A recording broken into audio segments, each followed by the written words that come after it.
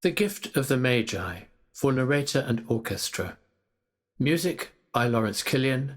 Script by Matthew Lockyer. Adapted from the short story by O. Henry. Our tale begins on Christmas Eve, as all good Yuletide fables must. We're going back to old New York, the year the banks went bust. New York, New York, so good they say, they even named it twice. But those who came to make their way and lost their cash in the Wall Street crash have paid a heavy price. And life is hard as winter brings the East Coast snow and ice.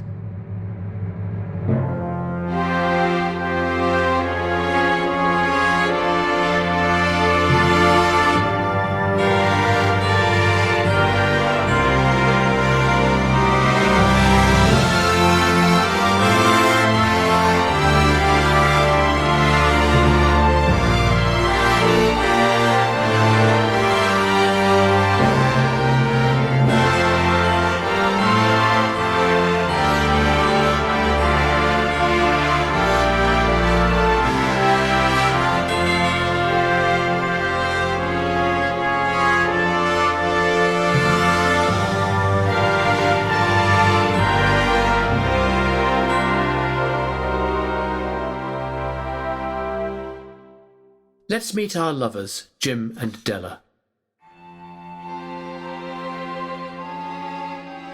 Jim knows he is a lucky fella, newly wed to sweetheart Dela. Slim and pretty, smart and witty, she's come with him to New York City.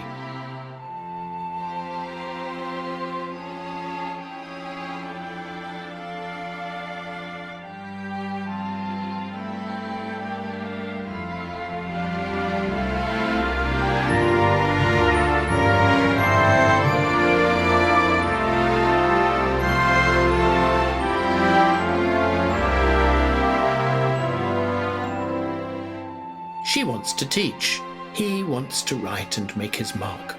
But for now, she is a housewife, and for now, he is a clerk.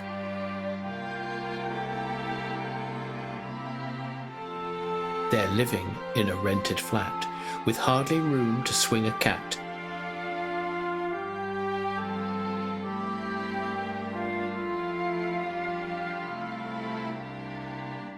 Inside it's dark, outside it's snowing. Against the icy draught that's blowing, the open fire is barely glowing. But take a look, and it's quite clear love is the only warm thing here.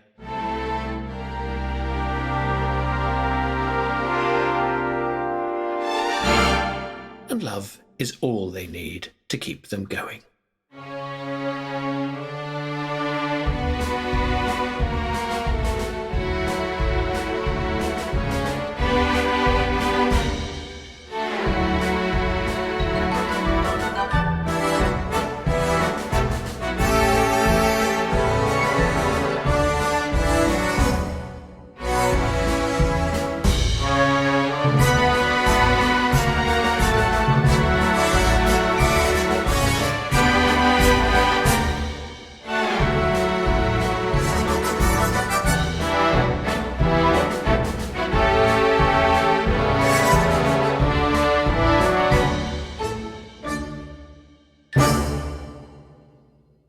Now, if you haven't very much, then what you have you treasure.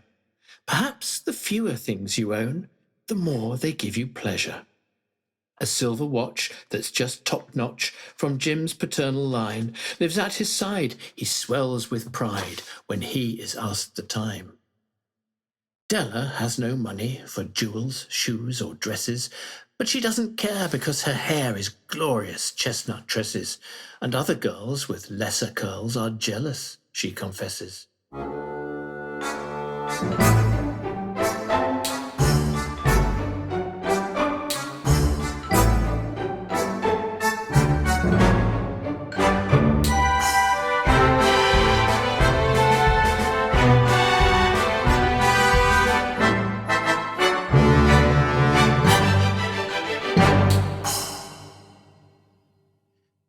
to our story, if we may.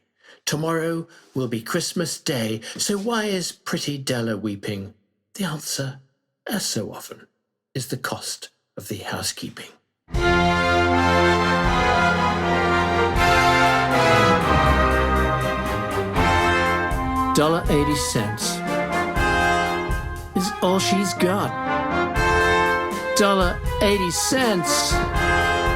It ain't a lot. $1.80. So little cash. $1.80. Don't make no splash. She's paid the bills. She's paid the rent. No cash for frills. No wrap present. $1.80. An empty purse.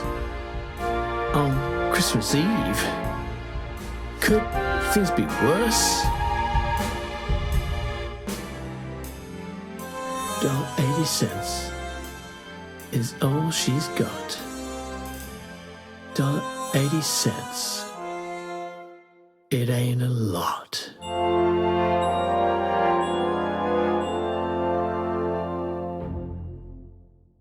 Dela sniffs and wipes away a tear. And then it comes, this wild idea.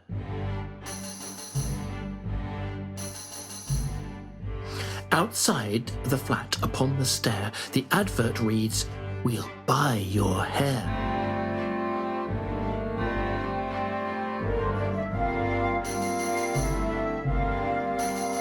But should she? Could she? Would she ever dare?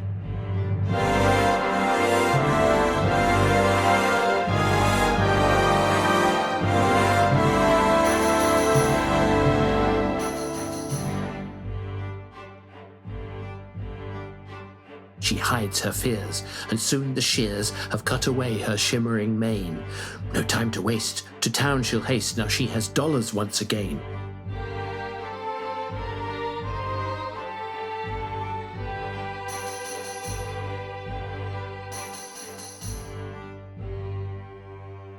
She's traded in her hair for cash. Through Christmas crowds she has to dash, and runs to a familiar shop. For Macy's window makes a stop, and gazes on her prize again. A heavy, silver, fob watch chain. No better gift could show to Jim Dela's perfect love for him.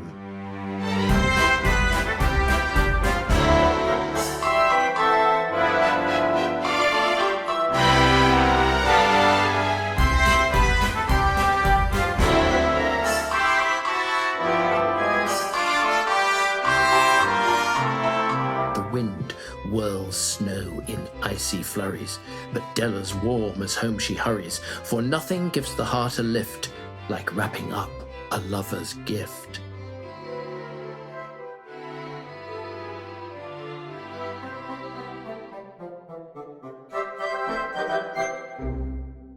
The fire is stoked, the food is cooking. Now Dela tackles how she's looking. A simple glance at her reflection confirms her actions can't escape detection.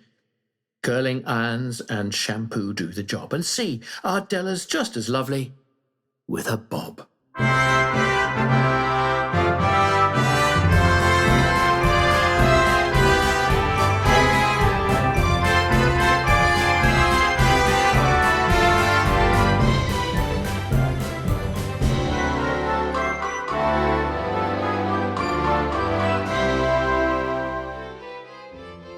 Now all she has to do is wait for Jim and hope her present justifies her new hairstyle to him. She's pacing, heart racing anxiously about the floor, and finally,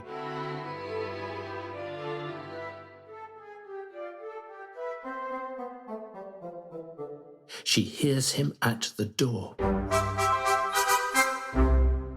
Jim enters and he can't believe his eyes. "You've cut your hair," he utters in surprise. "I had to do it, Jim," she cries. She greets him with a kiss. "You mustn't care. I sold my hair so I could buy you this." Jim stares down in wonder at the heavy silver chain. "You've cut your hair?" he whispers, and it's like a shocked refrain. "Don't be angry, Jim," she cries. "It'll surely grow again."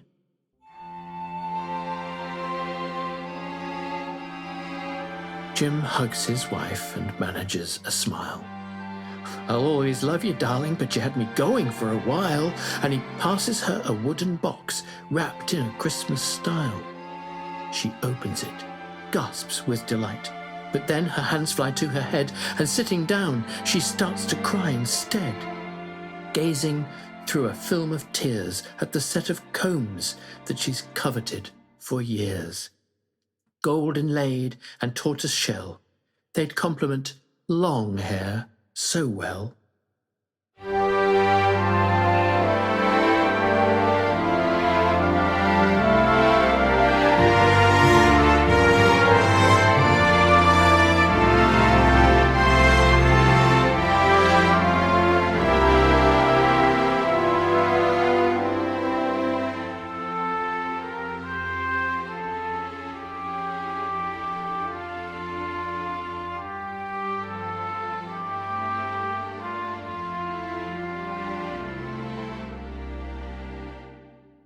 "Oh, well," she says, "let's see your chain in place."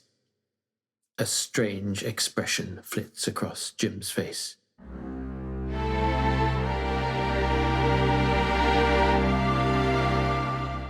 "I knew how much you wanted those combs, honey, and so I sold my watch to get the money."